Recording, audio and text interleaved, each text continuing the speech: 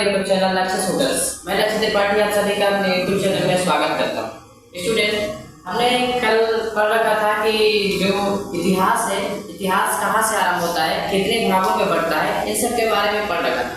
जैसे कि मैंने अपने इस इतिहास की कहानी का नाम रखा है जीरो टू लेकर हीरो तक, मतलब एकदम नीचे से लेकर ऊपर तक। देखिए, आज हम लोग का जो क्लास है, इस क्लास को आप लोग कह सकते हैं कि क्लास नंबर हम लोग का 02 है। अगर आप लोग को YouTube पे जाकर सर्च करना हो कि कैसे हम लोग वीडियो लाएंगे, तो आप लोग जाइएगा हमारे YouTube चैनल पे, या फिर लिख सकते हैं हिस्ट्री का बेसिक जानकारी पार्ट नंबर 1 बाय कुमार लक्ष्य सर, ठीक है, आ जाएगा। अब आज का हम लोग वीडियो स्टार्ट करते हैं 2 लाइन मोटिवेशन के साथ, और फिर हम लोग कंटिन्यू लगे रहेंगे। इसी के साथ मैंने कहा हुआ है कि बेसिक से लेकर कर सकते हैं हीरो तक जाने में मुझे लगभग 100 वीडियोस की जरूरत पड़ेगी, ठीक है। आइए चलते हैं। अभी जिंदा है हौसला, उड़ान बाकी है। अभी जिंदा है हौसला, उड़ान बाकी है। ये हवाओं का सिलसिला है, तूफान बाकी है। ये मुश्किलें अभी तो चलना सीखा है। ये मुश्किलें अभी तो चलना सीखा है। छलांग बाकी है, असली मुकाम बाकी है। इसी के साथ हम लोग आज का कहानी को शुरू करते हैं कि कहाँ से पढ़े थे और कहाँ पे हम लोग लास्ट करें। सबसे पहले देखिए, हम लोगों ने कल पढ़ रखा था कि जो आजाद शत्रु था, आजाद शत्रु जो था, उसने क्या किया था, अपने पिता को, पिता कौन था इसका, बिंबिसार था। कौन था, बिंबिसार, सॉरी स्टूडेंट। और इसको क्या किया था, उसने भाला से मार दिया था, वो भी कहाँ पे, राज दरबार में। अब देखिए, आजाद शत्रु क्या हुआ कि अपने पापा से विष निकलता है, हमने कल भी बता रखा था। अपने पापा से विष निकलने का मतलब ये भी क्या करता है भगवान, ये भी शादी पे शादी, शादी पे शादी, शादी पे शादी किए जा रहा है, शादी किए जा रहा है, शादी किए जा रहा है। एक बार क्या हुआ, इसका एक पुत्र जन्म लेता है, मतलब इसका ये नहीं कह सकते हो पुत्र होता है। उस पुत्र का क्या नाम रहता है, उदयीन। क्या नाम रहता है स्टूडेंट, उदयीन। देखिए, यही उदयीन क्या करता है कि गंगा, और कह सकते हो गंगा, और एक और नदी थी,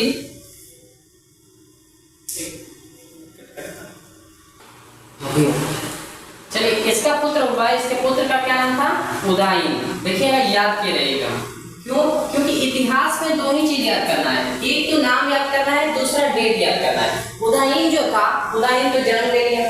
अब अजात शत्रु क्या था, चाणक्य। अजात शत्रु क्या करता था कि कह सकते हो कि हर शाम ये उदयीन जब हुआ तो उदयीन ने भी क्या किया, इसको भी, इसके जो साम्राज्य के लोग थे, साम्राज्य का मतलब समझ रहे हैं ना, इसके जो राज्य के लोग थे, इसके अजात शत्रु के, उसने उदयीन को थोड़ा भड़काया।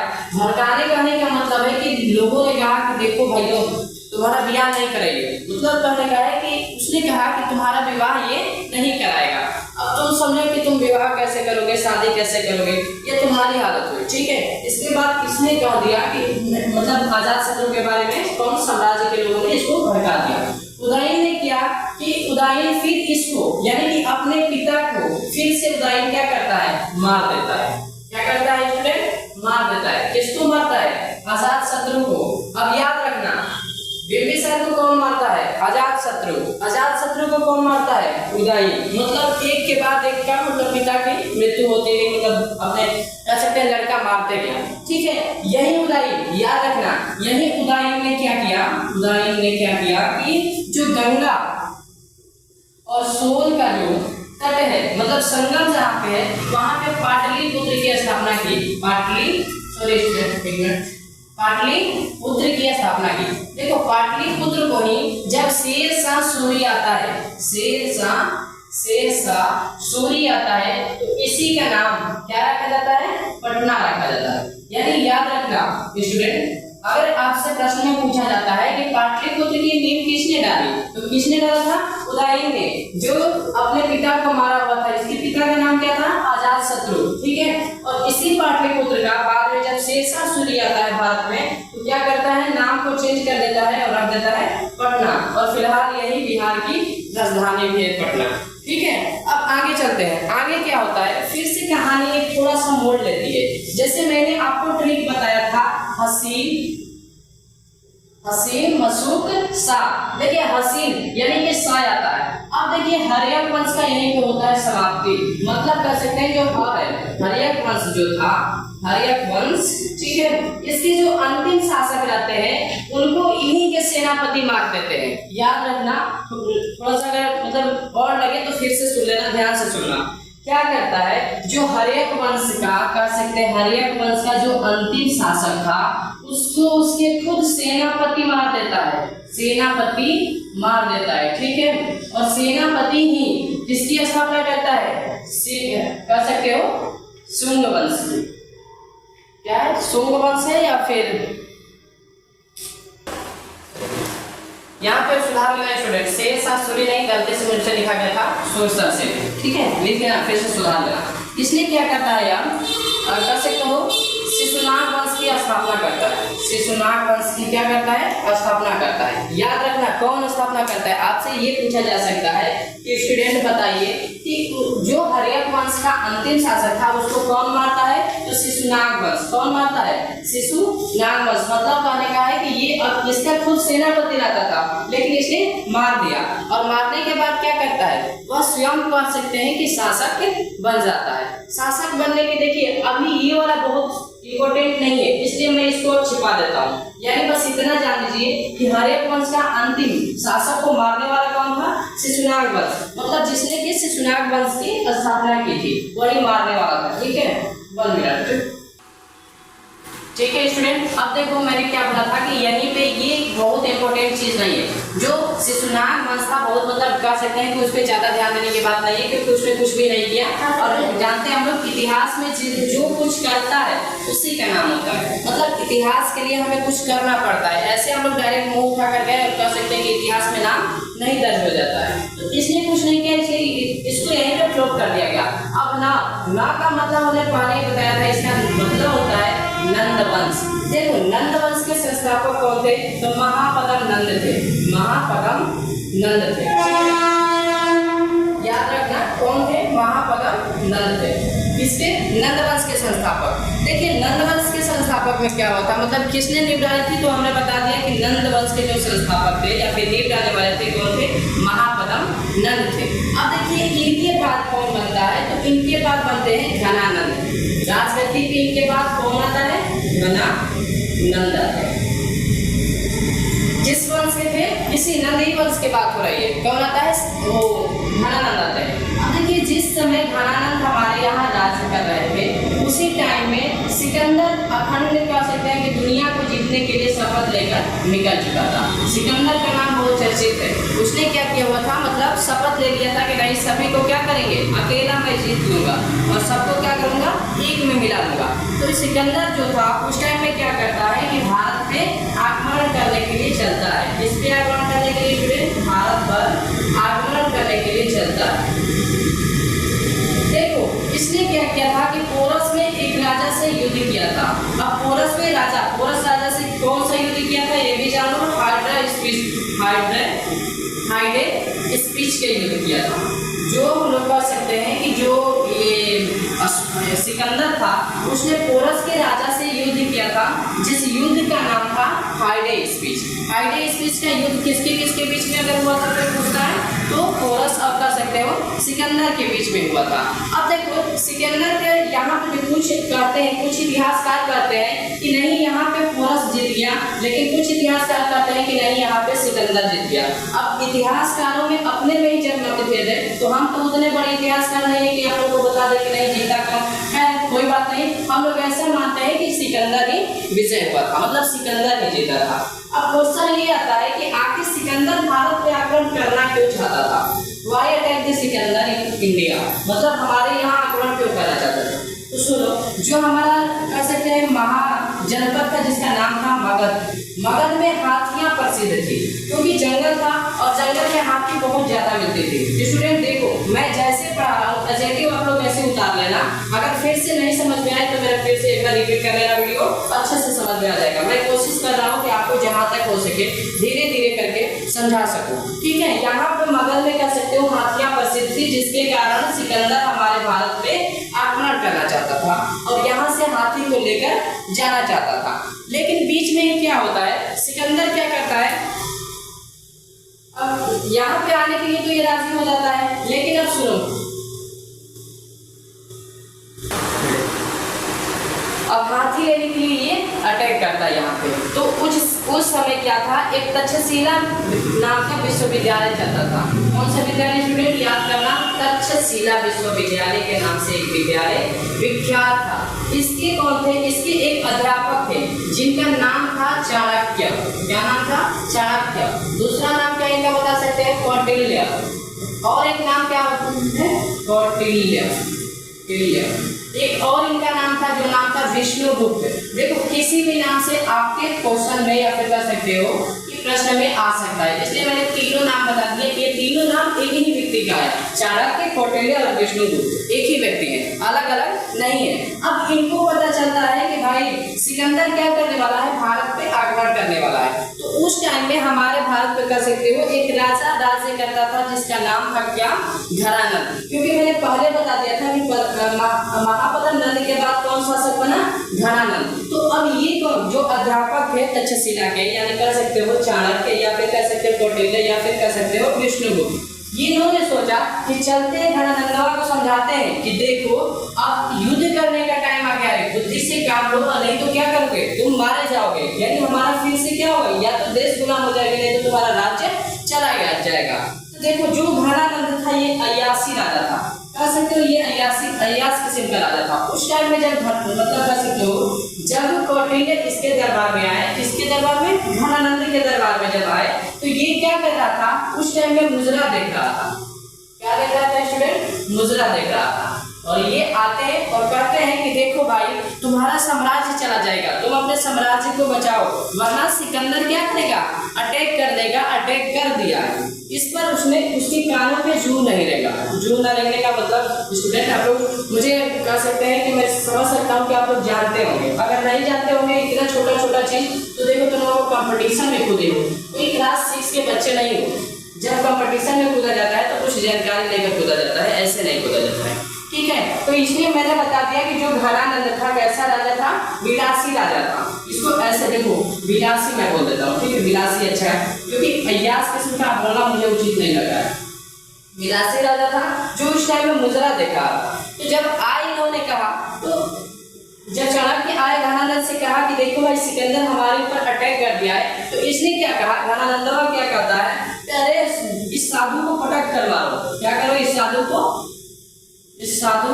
पटक कर मारो, इसको पटक कर मारो, इसको फांसी दे दो।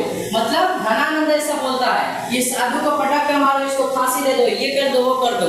इसमें क्या होते हैं कि जो कौटिल्य थे शराब देने लगते हैं कि तुम्हारा राज्य चला जाएगा, तुम्हें मतलब शराब देते हैं, तुम्हारी मतलब साम्राज्य खत्म हो जाएगा। इसलिए घनानंद को गुस्सा आ जाता है और ये क्या करता है, अब पहले की देखी होगी, अभी भी अगर गूगल आप करेंगे तो देखेंगे कौटिल्य का चोटी था, पीछे चोटी रहता है, ठीक है। कौटिल्य जो थे या फिर कैसे जो विष्णुगुप्त जो थे उनके पीछे चोटी था। तो उसने क्या कहा, अपने सैनिकों से कहा कि इसकी चोटी पकड़कर और घिसेट कर मारो। घिसेट कर मतलब अब देखो लड़कियों का चोटी होता है, अगर लड़कियों को घिसेट कर मतलब घिसेट कर मारो तो कितना दूर जाएगा। वही हाल हुआ था यहाँ पे इनका चाणक्य का। और चाणक्य का जब ये हाल हुआ तो चाणक्य ने कसम खाया। क्या कसम खाया, उसी टाइम इन्होंने कसम खाया कि अब चोटी तभी बनेगी जब घनानंद की जो साम्राज्य है उसको विध्वंस करवा दूंगा। क्या करूंगा, चोटी तभी बनेगी जब मैं इस घनानंद को क्या करूंगा, इनका साम्राज्य को लुप्त करवा दूंगा या फिर बर्बाद करवा दूंगा। अब यहाँ से कसम खाकर चल देते हैं, ठीक है, 1 मिनट। चलो घनानंद की जब इन्होंने बात सुना और इसकी इतनी बदतमीजी देखी, कौन, चाणक्य, जब इतनी बदतमीजी इन्होंने देखी तब इन्होंने कहा कि अब इसका तो साम्राज्य खत्म होने पे आ ही गया है, लेकिन मुझे भारत की किसी न किसी तरीके से अपने मातृभूमि की रक्षा करनी है, सिकंदर से आक्रमण करवाने से बचाना है। तो अब इसने क्या किया स्टूडेंट, अब गया कहाँ पे जाता है, एक लड़का को लाता है, जिस लड़के का नाम रहता है चंद्रगुप्त नाम रहता है। अब देखो चंद्रगुप्त जो था एक दासी का लड़का था, दासी का लड़का का मतलब समझ रहे हो, एक कह सकते हो काम करने वाली का लड़का था। कौन, जो चंद्रगुप्त था, ठीक है। चंद्रगुप्त को क्या वो करते हैं, अब देख लो चंद्रगुप्त एक दासी का लड़का था, तो ये भी कह सकते हो कि सर उसकी माँ का नाम क्या था, तो माँ का नाम था मुर्रा। क्या नाम था, मुर्रा। इसकी माँ का नाम था मुर्रा, ठीक है। यहाँ पे मैं लिख देता हूँ माँ, ठीक है, माँ का नाम था मूरा, ठीक। उसके बाद देखो अब चंद्रगुप्त को जब लाते हैं चाणक्य, तो इसको बहुत अच्छे से क्या करते हैं, ट्रेनिंग देते हैं। मतलब जितना इनको हो सकता है, जितना इनके पास क्षमता रहता है उसको मतलब दे देते हैं, पूरा दे देते हैं। देखो एक कहावत है कि जो एक शिक्षक होता है, जो एक अध्यापक होता है, उसकी वाणी में दो चीज कह सकते हो कि वास करती है। एक तो विनाश वास करता है, एक विनाश, या फिर कह सकते हो प्रलय वास करता है, प्रलय वास करता है, और एक सृष्टि कर सकते हो, ठीक है, एक सृष्टि। मतलब देखो इन दोनों का कहने का मेरा मतलब ये है कि अगर शिक्षक चाहे तो आपको विनाश भी कर सकता है, अगर शिक्षक चाहे तो आपको सुधार भी सकता है। तो यहाँ पे क्या हुआ, चंद्रगुप्त को उन्होंने कितना अच्छे से ट्रेनिंग दिया, ये वो ट्रेंड हो गया, मतलब बहुत कह सकते हो अच्छा हो गया। अब देखो एक बार क्या हुआ कि चंद्रगुप्त, उन्होंने कहा, चाणक्य ने कहा चंद्रगुप्त को कि तुम किसी तरीके से सिकंदर की सेना में प्रवेश कर जाओ। उन्होंने कहा, चाणक्य ने चंद्रगुप्त से कहा कि देखो चंद्रगुप्त तुम किसी तरीके से क्या करो, इनकी सेना में, सिकंदर की सेना में प्रवेश कर जाओ, ठीक है स्टूडेंट। वो क्या करता है कि किसी तरीके से, देखो नदी के किनारे था, अब हुआ क्या उस टाइम पे तो मैं बात नहीं बता सकता, उसने क्या किया कि किसी तरीके से उस सिकंदर की सेना में घुस गया, सिकंदर की सेना में प्रवेश कर गया, ठीक है, सेना में प्रवेश कर गया। देखो सिर्फ बात को ध्यान से सुनना, ठीक है, जितना बात है मैं सिर्फ कह सकते हो अच्छा चीजें मतलब पढ़ा रहा हूँ, तो हो सकता है कि थोड़ा मिस्टेक हो मात्रा वगैरह, तो इसको ध्यान से आप लोग देख लीजिएगा जो ज्यादा हिंदी में जानकार हो, ठीक है। सिकंदर के सेना में वो किसी तरीके से प्रवेश कर जाता है। अब देखो सिकंदर की जब सेना में प्रवेश कर जाता है तो जो चाणक्य थे, यहाँ पे मैं लिख देता हूँ चाणक्य, जो चाणक्य थे इन्होंने क्या किया हुआ था, कूटनीति का प्रयोग किया हुआ था। देखो स्टूडेंट, भारत में पहला कूटनीति की लड़ाई यहीं से लड़ी जाती है, कब से, जब चंद्रगुप्त आता है तब से। अब यहाँ पे क्या होता है, इन्होंने चंद्रगुप्त को, कह सकते हो चंद्रगुप्त को कुछ रसायन देते हैं, रसायन देते हैं। अब कहोगे कि सर रसायन से करते क्या है, तो इन्होंने रसायन देकर चंद्रगुप्त को कहा कि चंद्रगुप्त तुम जाओ और जहाँ पे छावनी है, जहाँ पे सैनिकों की छावनी है, उनका जहाँ पे खाना बनता है, उनके खाने में ये रसायन क्या करना, डाल देना, ठीक है। छावनी का मतलब हमें आशा है कि आप लोग जान रहे होंगे, जैसे बटालियन जिसको कहा जाता है, उनकी जो छावनी है, छावनी में क्या करना, ये जो रसायन तुम लेकर जा रहे हो उसको उनके खाने में डाल देना। अब देखो खाने में उसने डाल दिया, खाना में डालने के बाद सभी जितने भी सैनिक थे, सैनिक को क्या हो गया, शरीर में खुजली होने लगी। सैनिक के जितने भी सैनिक थे उनके सैनिकों के शरीर में खुजली होने लगी। अब देखो खुजली से क्या हुआ, 2-3 दिन तक ये कारनामा लगातार चलता रहा, ठीक है।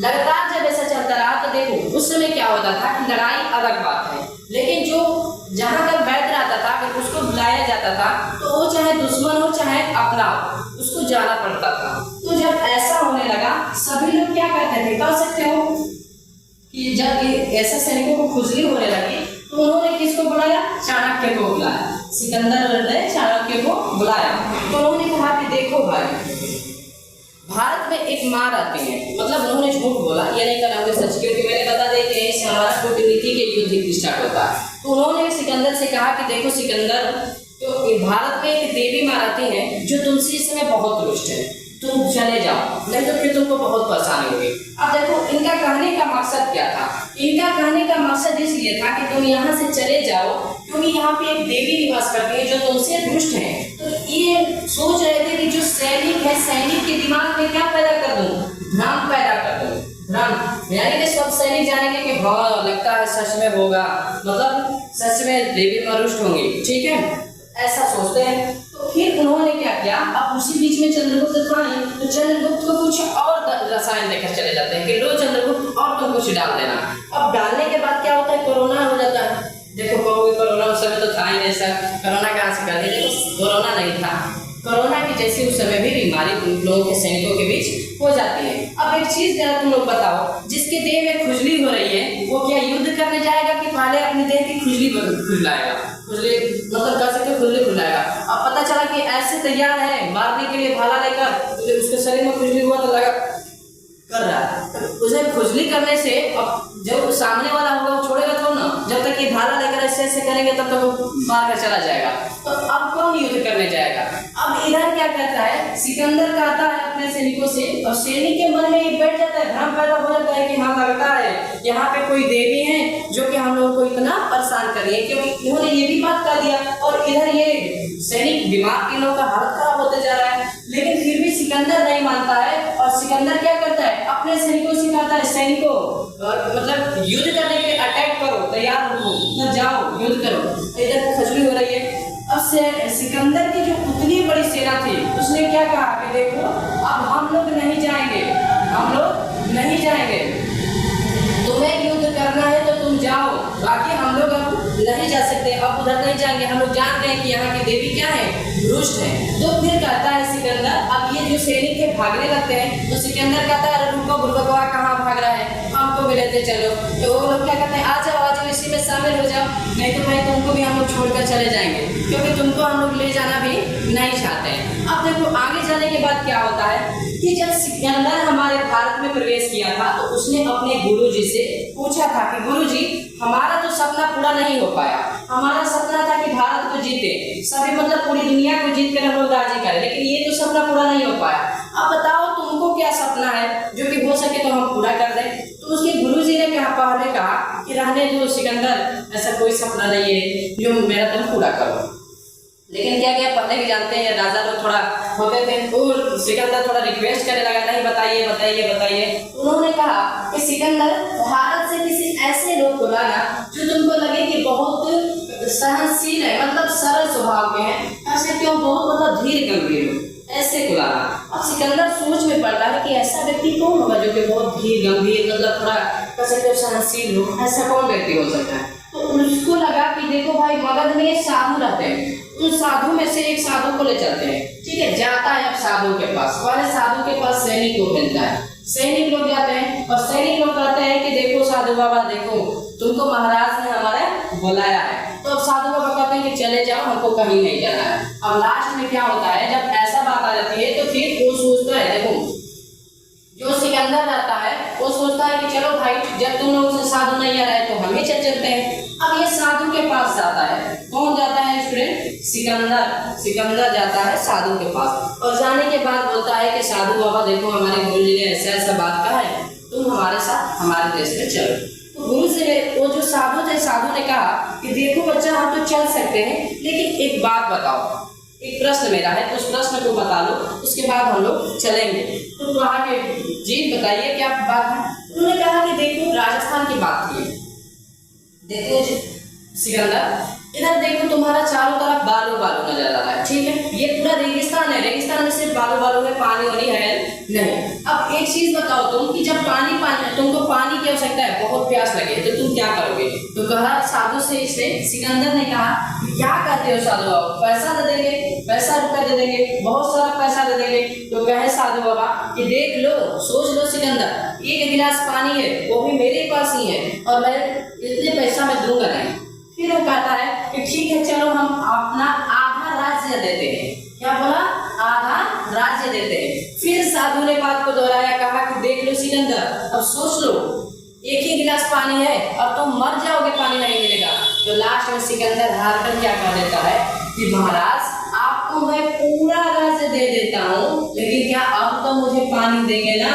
बस साधु क्या करता है, तैयार हो जाता है, कहता है बात डन, पक्की हो गई, चलो। मतलब उसने कह दिया कि ठीक है चलो अब हम तैयार हैं चलने के लिए, अब मतलब तुम्हारा पूरा राज्य हमारे पास आ गया।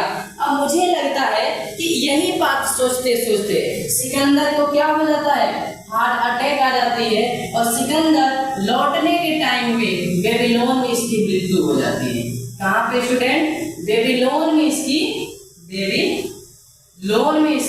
मृत्यु हो जाती है। अब देखो ये बात मैंने अपने से कहा कि हो सकता है अब पूरा राज्य चला गया था, इसके कारण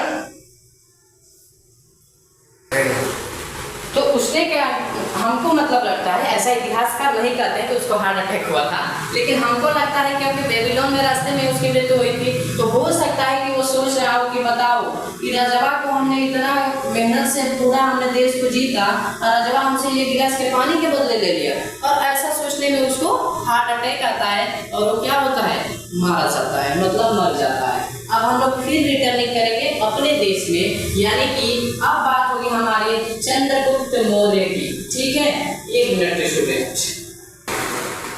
अब फिर हम लोग क्या करते हैं, अपने पास आते हैं चंद्रगुप्त साहब के पास। चंद्रगुप्त क्या करते हैं, उस टाइम में पंजाब में एक राजा राज्य करता था जिसका नाम था दिलीप।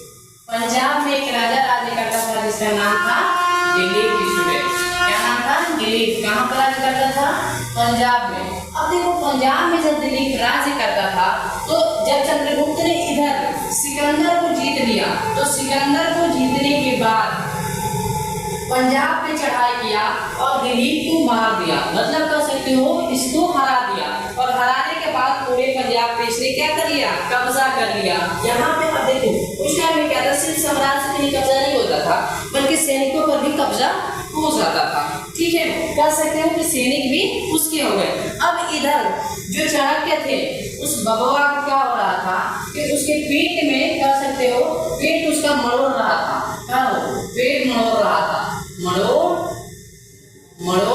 रहा था। अब देखो पेट मरोड़ रहा था का मतलब क्या है, उसका पेटवा में चल रहा था कि वो घनानंदवा हमारा छुट्टिया पटवा के खिंचवाया था, उसको रुक जा, बस अब हम पहुंचने वाले हैं।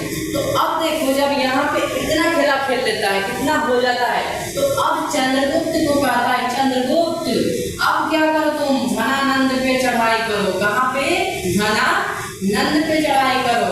और घनानंद पे चंद्रगुप्त चढ़ाई करता है और इस घनानंद को क्या करता है, मार देता है।